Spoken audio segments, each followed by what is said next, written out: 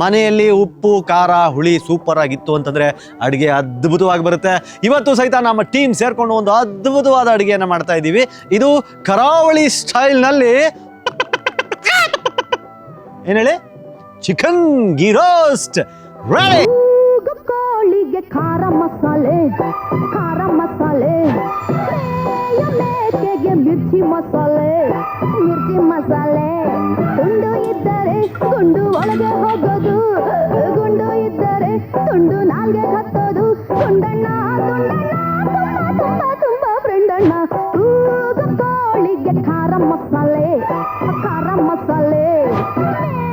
ಮೇಕೆಗೆ ಮಿರ್ಚಿ ಮಸಾಲೆ